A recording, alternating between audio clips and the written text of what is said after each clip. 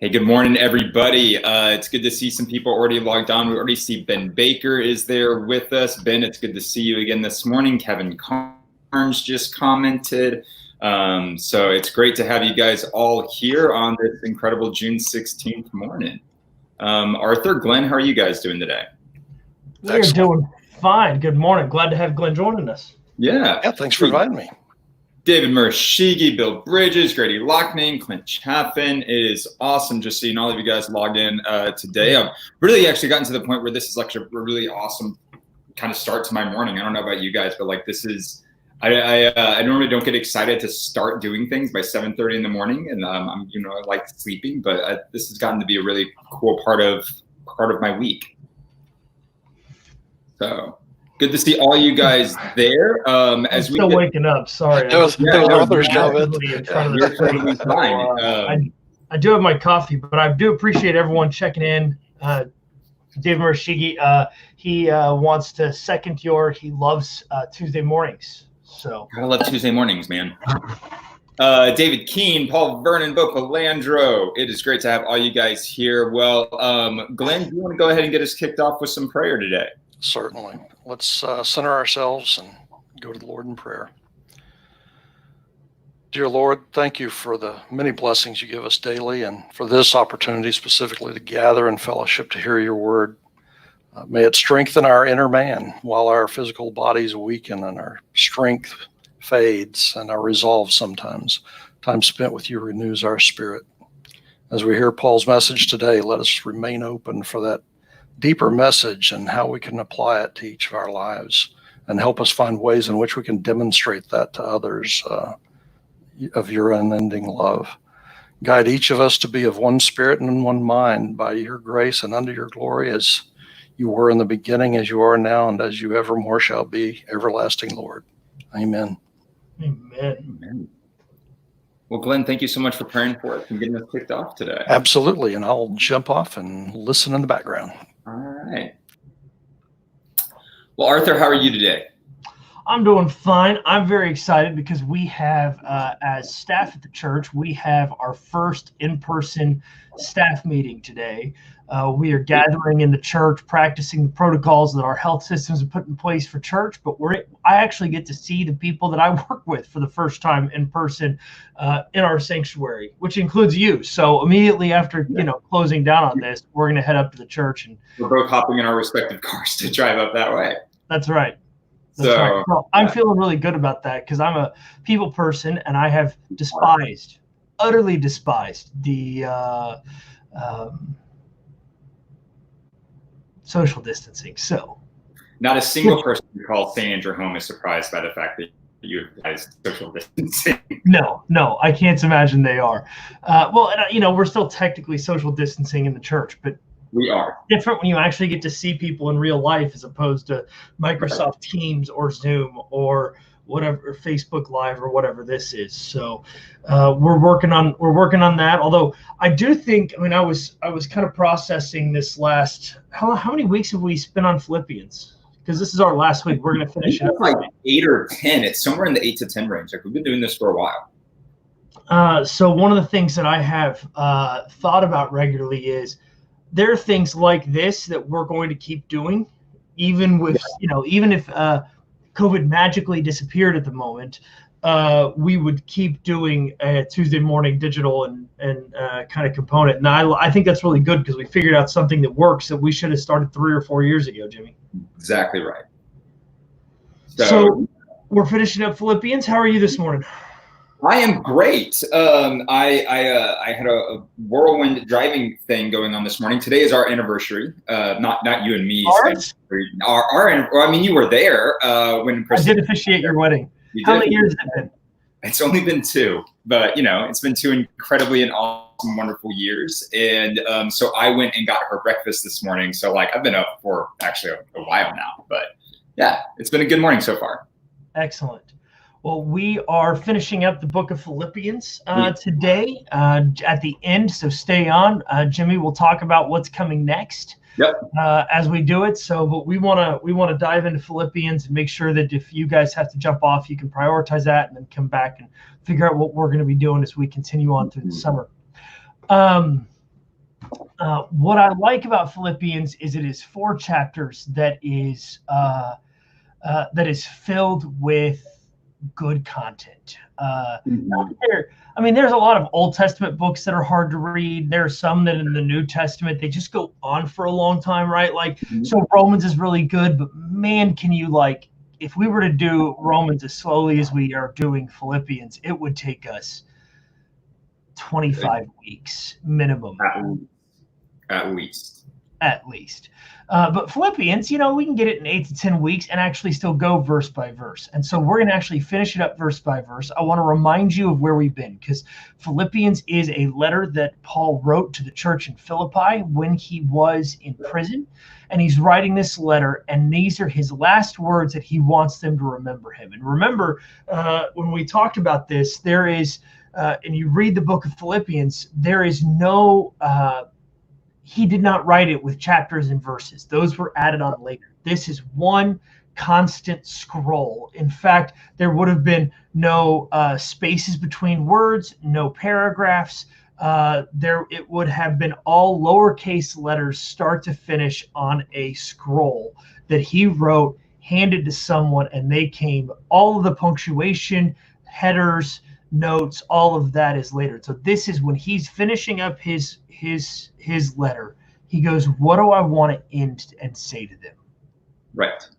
So that's what we're going to do today. We're going to jump in with 10. Is that right, Jimmy? I actually think we got through, I think that we got through 10. So I think we were going to start at 11. But we can go back to 10 if you want. We're going to go back to 10. Okay. So I rejoice greatly in the Lord that now at last you have revived your concern for me. Indeed, you were concerned for me, but you had no opportunity to show it. And then I like verse 11, so we can jump straight into it. But verse 11 is, I'm not saying this because I'm in need, because I've learned to be content whatever the circumstances, in whatever I have. So this is an interesting kind of connecting point to a other ancient philosophy that has reared up recently, which is Stoicism. Have you spent much time reading any Stoics, Jimmy? I have not spent a lot of time reading a lot of Stoics, but I'm interested to hear what you mean by it has cropped up recently. There was actually a podcast. So if you have been listening to one of my favorite podcasts during this time, which is the Happiness Lab, they had some special COVID series, and there was a entire episode of someone talking about the ancient moral philosophy of Stoicism. Okay. And it was interesting because honestly, so I took a couple Roman history classes, and that was some of my undergraduate experience as well. I thought about doing a Roman minor and then didn't care. Jimmy's like, of course you did. Of course you did. But the funny thing about Stoicism, so like, if you ever saw Gladiator, the emperor that dies is Marcus Aurelius. He's actually known as being the Stoic emperor. There are a number of classic Stoics back in the day. And this is this phrase of, for I've learned to be content with whatever I have, feels like a Stoic mentality. Because Stoicism doesn't necessarily, it's often misinterpreted in that it doesn't actually stop you from being happy. So they're often kind of seen on a plane, right? So on one side you have Epicureanism, and on the other side you have Stoicism. So Epicureanism is, I think I'm saying that right. Anyway, I'm going to keep going like I am.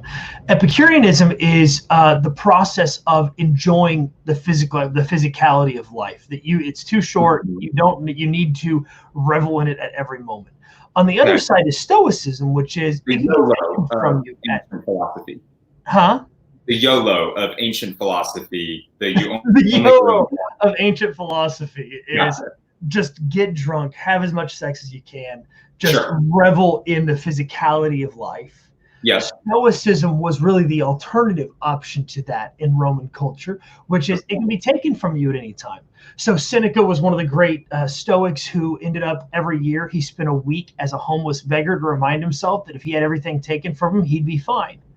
So it's like this unique framework of saying, I'm going to be okay in whatever circumstances. Yeah. So which is probably a really helpful thing for us to learn today. And that was the thing that Jesus himself taught. Like when we do the Lord's Prayer and Jesus says, give us this day our daily bread, he's literally saying, give us exactly what you need to get through today. Nothing more, nothing less. Well, and it's interesting because Paul would have known first century Stoics. He was educated enough. He would have known that like this phrase, for I've learned to be content with whatever I have, could be seen as a more Stoic kind of approach to it. Ben Baker says Marcus Aurelius. Did I get that wrong?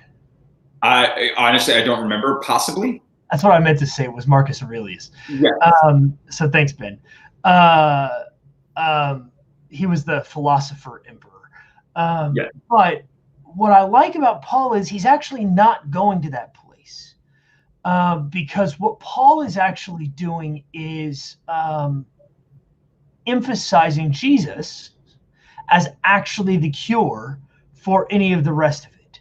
So let's continue with 12 and 13, because Philippians 4:13 is one that's often stenciled on high school diaries, like when when I was growing up. It's the empty verse. It's put on mason jars and palette. That's right. And mason jars and calligraphy. But here's the context. I know what it is to have little, and I know what it is to have plenty. In any and all circumstances, I have learned the secret of being well-fed and of going hungry, of having plenty and being in need. And in Philippians 4:13, which is often taken out of context, I can do all things through him who strengthens me. Right. I think this is such a fascinating approach, because here you have Paul entering into the conversation and redefining a common argument for the first century. Yeah. Glenn Potter says, is it as much Stoicism or closer to Inshallah, which is a Arabic frame for if God wills?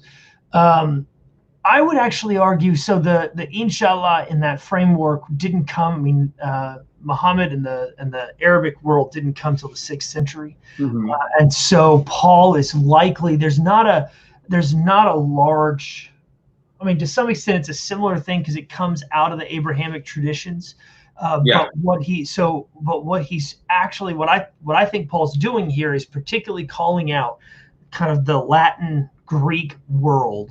That wasn't Latin then, but in the Greek world, to say that philosophy actually is wrong because you're trying to do it on your own.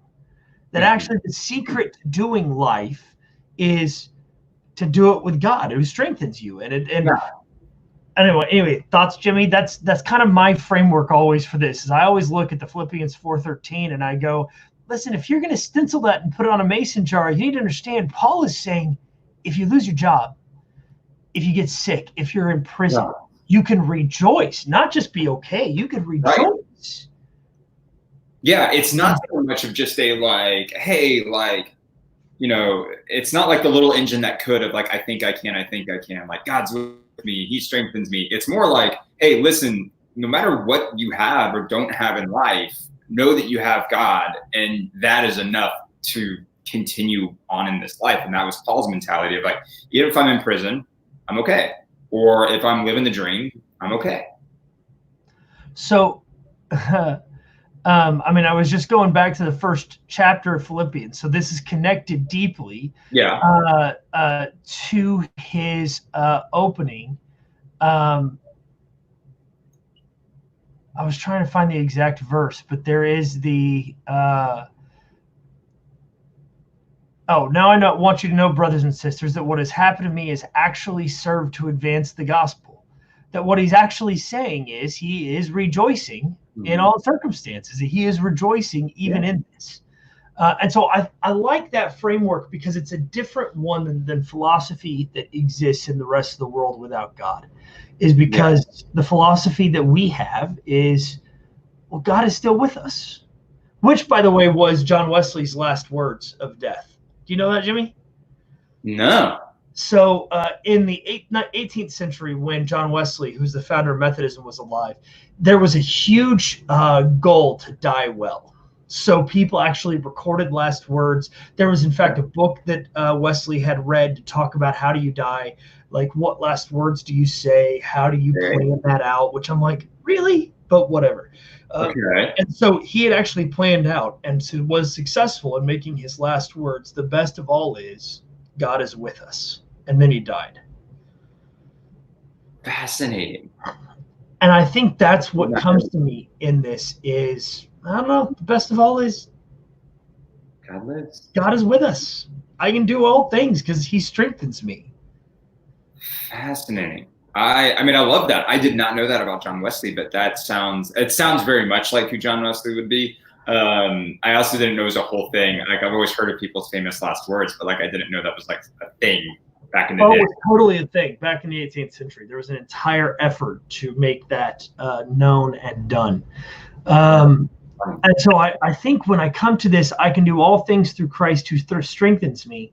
We often talk about it as a mental charge to take the next hill, because I can do it if Christ strengthens me. Paul's is actually different than that. It's not a mental challenge to you and me to take the next hill. It is a mental challenge to rejoice no matter what the next hill holds. Yeah.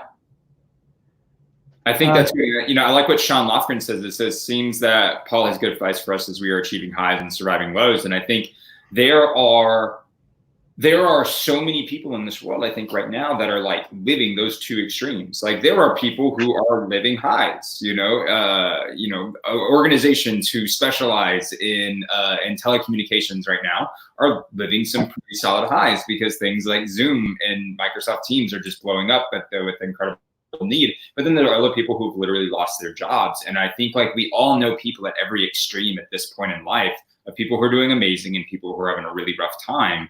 And finding our way in between that and realizing that even no matter where you're at on that spectrum, that you can survive it just in the sense of God is with you, I think is probably just a helpful thing for all of us to kind of remember and dwell on. Well, I did get a quote texted me from Patrick Doyle. Marcus Aurelius' quote is, "Nothing happens to anything which he is not fitted by nature to bear." And I would say Paul goes, Paul would edit that to say nothing happens to anyone which God is not with them to bear. Yeah. But that's the difference between Stoicism and Christianity. Isn't that Stoicism helps you survive those things and Christianity doesn't, or vice versa. It is that we believe there is a supernatural element, that God has not abandoned us, that God is with us. I love that. All right, well, let's keep rolling. Let's keep rolling. I was like, let's keep rolling. So in 4:14. 4:14, Paul writes, "Yet it was good of you, in any case, it was kind of you to share my distress. You Philippians indeed know that in the early days of the gospel, when I left Macedonia, no church shared with me in the matter of giving and receiving except you alone. For even when I was in Thessalonica, you sent me aid more than once when I was in need." And this next verse is the one I want to sit on for a bit. "Not that I desire your gifts. What I desire is that more be credited to your account." So this is also one of those places. I spent a couple weeks, was that January, February?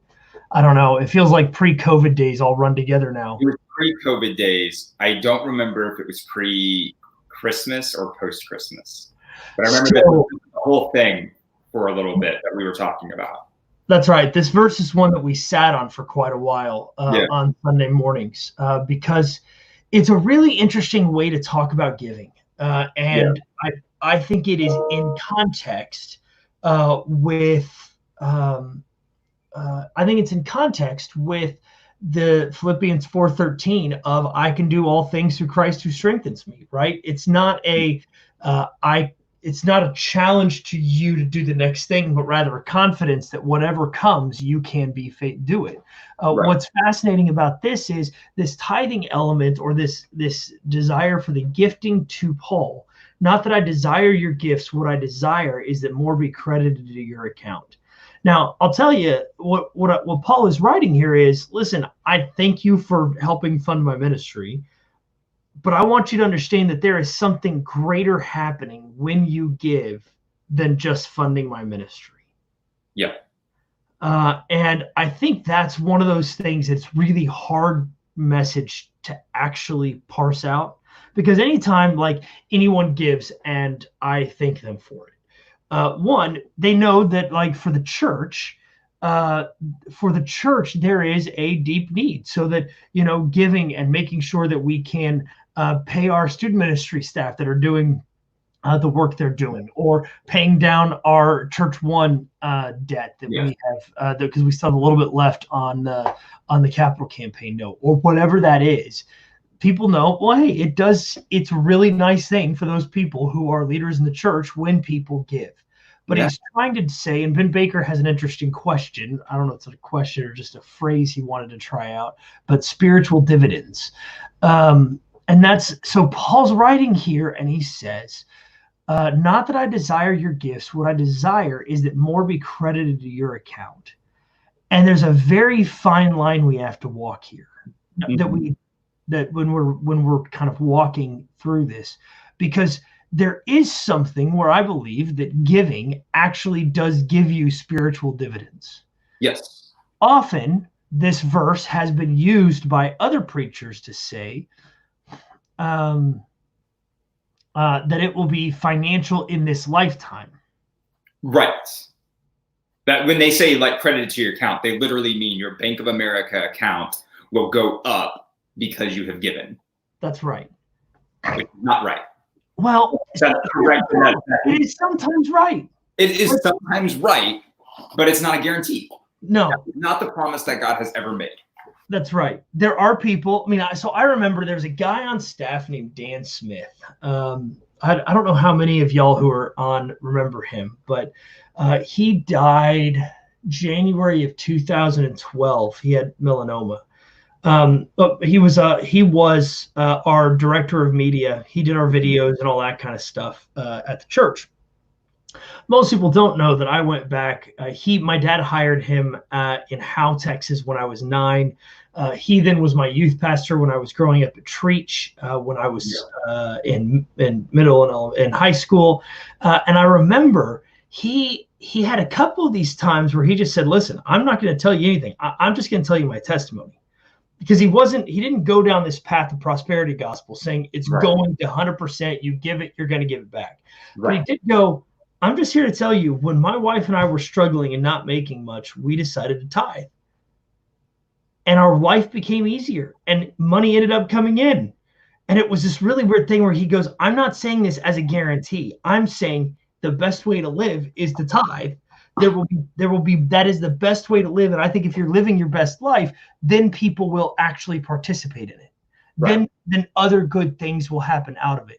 It's this really fine line, because I'm not going to stand here and say tithe, because then you're going to get back 10% on your return, right? So if you tithe 10%, you're going to get 11% back. You're not going to get a 10%, raise on that. But Paul is writing here saying there is something spiritual that happens when you support the work of God. And so the spiritual dividends is an interesting phrasing, Ben, because I struggle with talking about this as clearly as I want, because I don't want people who to assume that I'm saying, all right, you're going to get back 10% of whatever, 110% of what you give.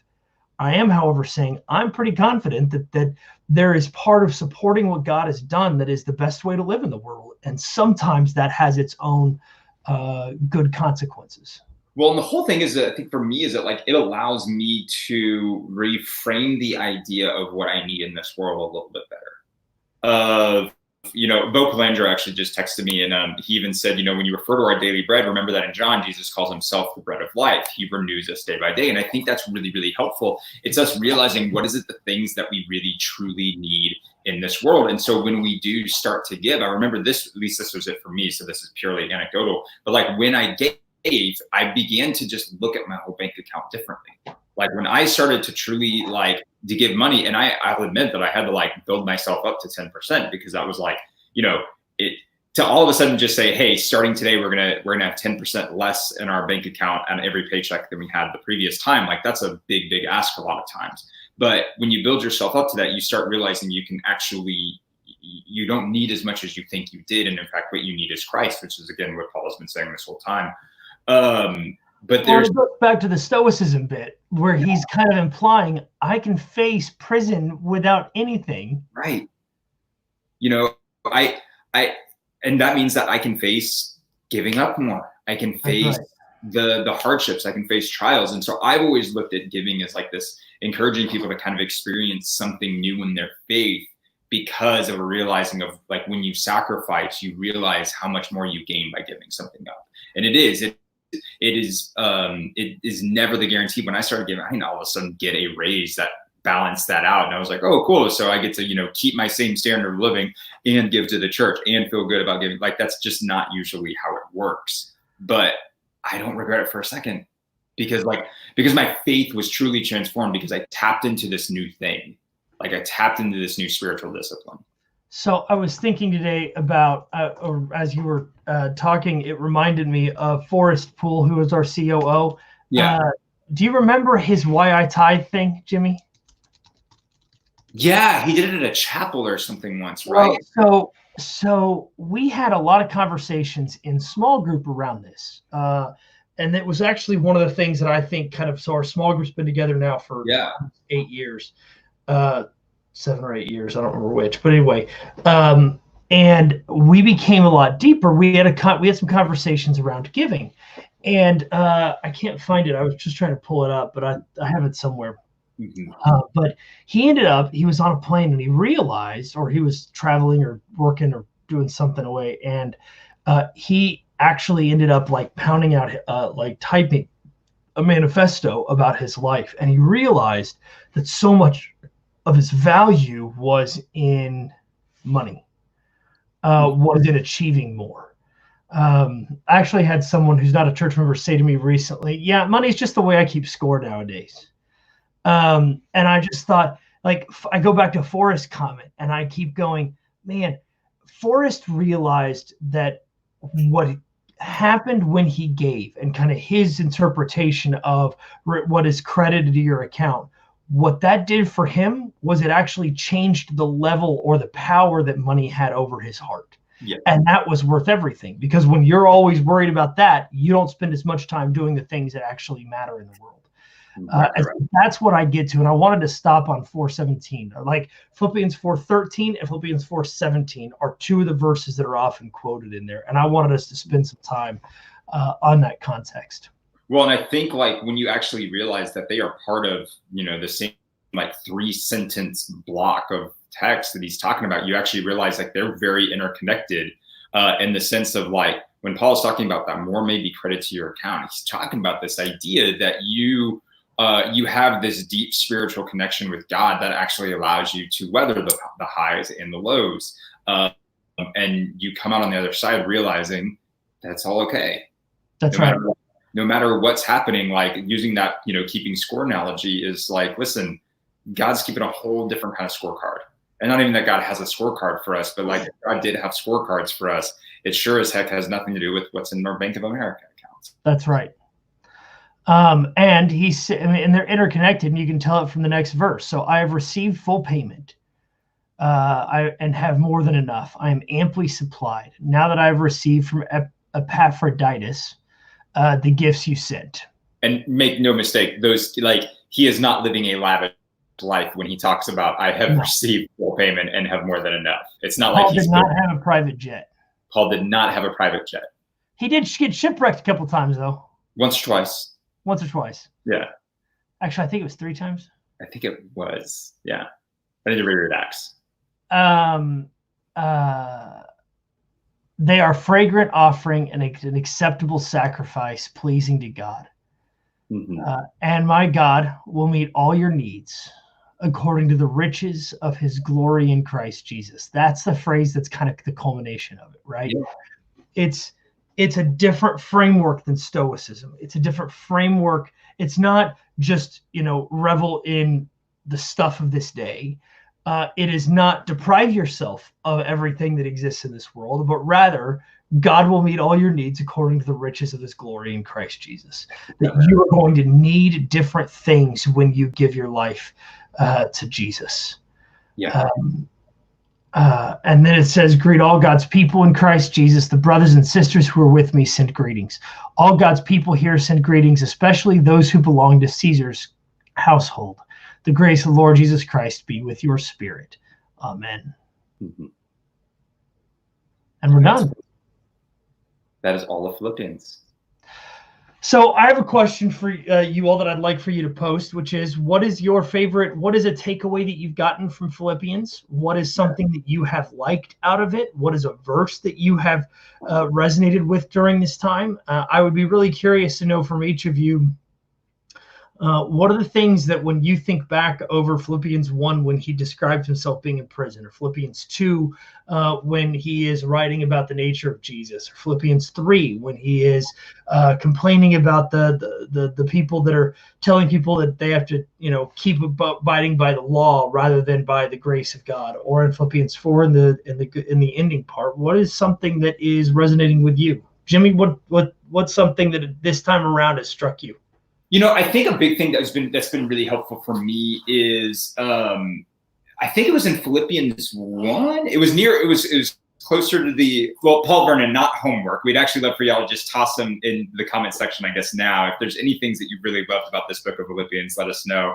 We'd love to talk about those as well. But I think for me, there was a point at which he was talking about, don't bother yourselves about people who are preaching the gospel in a different way than you are. Just take faith in the fact, knowing that the gospel is being preached. And that's, I think, always a really helpful thing for preachers, because there are differences in theology and there are differences in the understanding of God. And sometimes I think preachers get really, really worked up saying, like, I can't believe that preacher would say X, Y, Z. Don't they realize that that's not the correct theology according to this theologian 100 years ago, blah, blah, blah, blah, blah. Instead of like completely missing the point of the fact that that person was preaching about Jesus and people were being transformed about how that person was preaching about Jesus, and people were building a relationship with Christ as a result of that. And so I think it is always a good reminder for me to rehear that kind of language. So Patrick Doyle, the same one that texted us, me the Marcus Aurelius quote, texted me and said, the Christ hymn and the depth of the texture of that message. Yeah, if you're looking for another place to go back and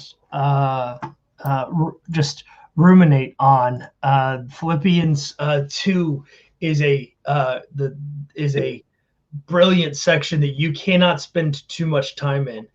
Someone else said Philippians 2:3 says it all, which is, do nothing out of selfish ambition or vain conceit, rather in humility values others above yourself. I think that's just it's such a beautiful thing for us to hear in North Dallas. We are a city who is very well accomplished. We are a city who has every reason to be arrogant and cocky and deceitful and think very highly of ourselves. But God is calling us to be humble. And in fact, some of the best human beings that you meet in this life are the ones that you walk away going, they're just the most humble people that I've ever encountered. Philippians 3:12, pressing towards the goal. I think it's nice to actually have to claim that there is a goal that we are working for and that we're not being static in it. Jimmy Cooper said, I was one of those high school kids with Philippians 4:13 on my football uniform and notebooks. Thank you for giving me the context and meaning that I had not known or realized. Listen, you and Tebow, man, everybody. You are not alone in that. And it's still a great comment. You can do anything through Christ who strengthens you, including lose. That's the big thing.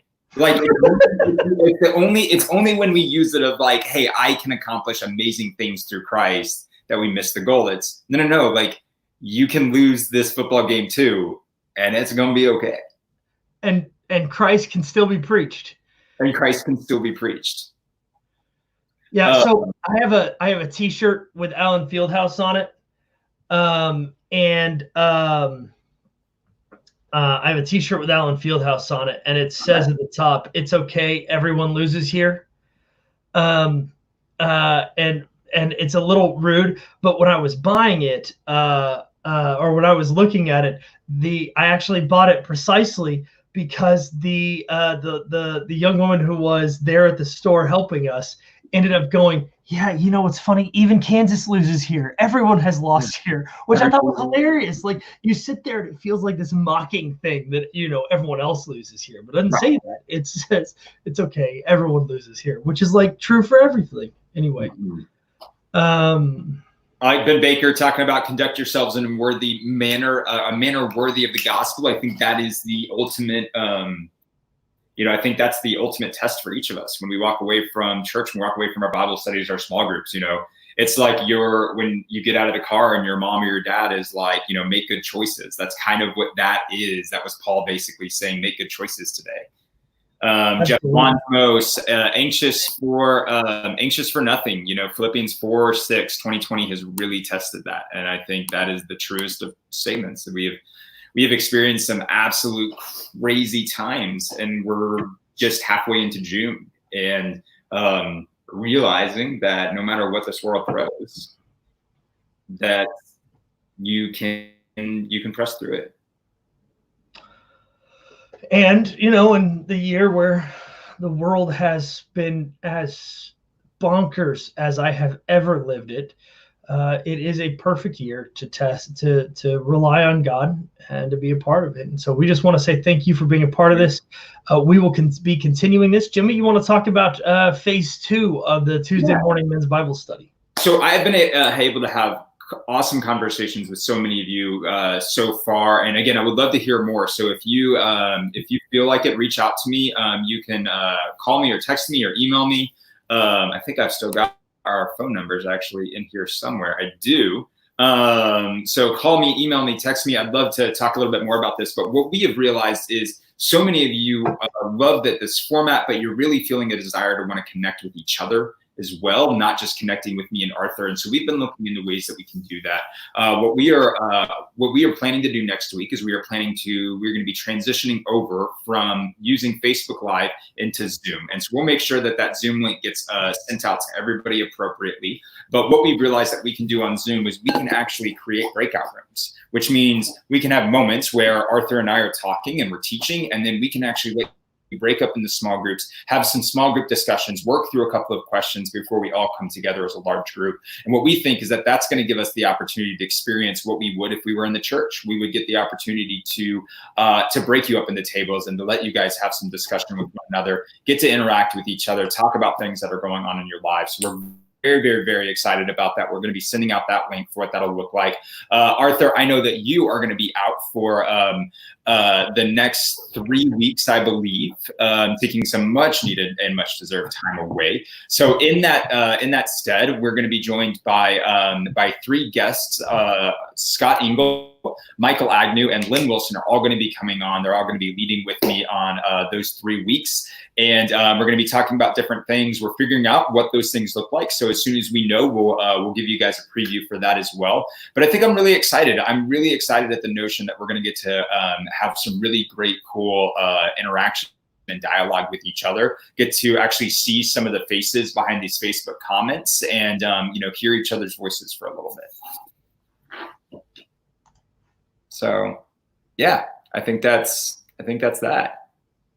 Well, excellent. Well, we're going to jump off just a little early today, in part because, we finished the book. We finished early. And then the second one is because we actually get to go up and have a staff deal today. But we want to say thank you for being a part of this. I'm excited for Lynn, Michael, and Scott to come in and be a part of this. And we're looking forward to continuing this and seeing how it grows and expands over the next few months. So thank you very much and have a great Tuesday. Have a great Tuesday, guys.